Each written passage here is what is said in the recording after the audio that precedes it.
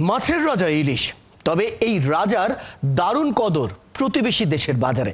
এবার দুর্গাপূজায় ভারতের বাজারে বাংলাদেশের ইলিশ যাবে কিনা এ নিয়ে শক্ত দ্বিমতের কারণে সরকার প্রথমে দুল্যমান থেকেছে, শেষ পর্যন্ত ৩,০০০ টন ইলিশ দেওয়ার উদ্যোগ নিয়েছে বাংলাদেশ। এটি অবশ্য দেশে ইলিশের মোট উৎপাদনের ১% অনেক কম। তবু ইলিশ রপ্তানি সরকারি সিদ্ধান্তে মিশ্র প্রতিক্রিয়া বাজারে। বাকিটা আরো জানাচ্ছেন অনুপ্রতিক্রিয়া তরুণ।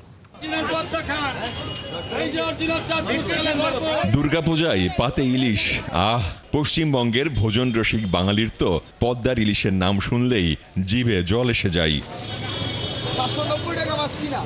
বাংলাদেশি ইলিশের ব্যাপক চাহিদা ভারতের পশ্চিমবঙ্গে, তাই তো গেল ৫ বছর ধরে দুর্গাপূজা উপলক্ষে প্রতিবারই দেশি ইলিশের বাড়তি চালান ভারতে যায়। এবার ইলিশ দেব না প্রথমে সাধারণ মানুষের এমন শক্ত অবস্থানের পরও প্রতিবেশীর প্রতি রাষ্ট্রীয় উদারতা দেখিয়ে শেষ পর্যন্ত ৩,০০০ টন ইলিশ রপ্তানির সিদ্ধান্ত নিয়েছে সরকার। আগ্রহী রপ্তানিকারকদের ২৪ সেপ্টেম্বর দুপুর ১২টার মধ্যে বাণিজ্য মন্ত্রণালয়ে আবেদন করতে হবে। এদিকে ইলিশ রপ্তানির খবরেই মিশ্র প্রতিক্রিয়া মিলল বাজারে। এখানে শঙ্কা আছে মূল্য বৃদ্ধিরও। যদিও ৩,০০০ টন ইলিশ মানে দেশে ইলিশের বার্ষিক উৎপাদনের মাত্র ০.১৬%। প্রত্যেকবার তো সেপ্টেম্বরের শুরু থেকে রপ্তানিটা হতো ইন্ডিয়াতে, যেই পুজো উপলক্ষে। এটা না হয়েছে, না হওয়াটাই বেটার মনে হয়েছে। এই লাস্ট পর্যায়ে আইসা যেহেতু ইলিশের সরবরাহটা বাড়ছে না, লাস্ট পর্যায়ে ৩,০০০ টন মাছের রপ্তানির যেই সিদ্ধান্তটা, আমার মনে হয় যে একজন ব্যবসায়ী হিসেবে মনে হচ্ছে এটা ভুল। কারণ এখন এটা আরও অস্থিতিশীল করে তুলবে। ইলিশ মাছ আবারও চুক্তি হয়েছে ইন্ডিয়ায় পাঠানো, ঠিক আছে। এখন আমাদের দেশের মানুষই পাইতেছে না, তো ইন্ডিয়া কেন আবার চুক্তি করতেছে? তাও আবার শুনতেছি ৩,০০০ মেট্রিক টন।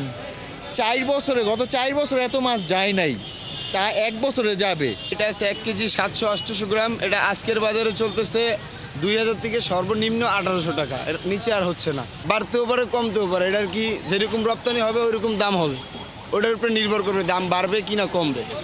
এখানে সরকারের উপরে দোষ দিয়ে আমার মনে এটা আমার ব্যক্তিগত কমেন্ট যে সরকারের উপরে দোষ দিয়ে কোনো লাভ নাই।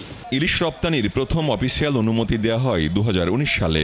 এরপর ২৩ সাল পর্যন্ত টানা ৫ বছরে ভারতে ৫,৫৯৮ টন ইলিশ রপ্তানি করে বাংলাদেশের আয় হয়েছে ৫,৮৪,০০,০০০ মার্কিন ডলার, বিনিময় হারে ৭০০ কোটি টাকার সমান।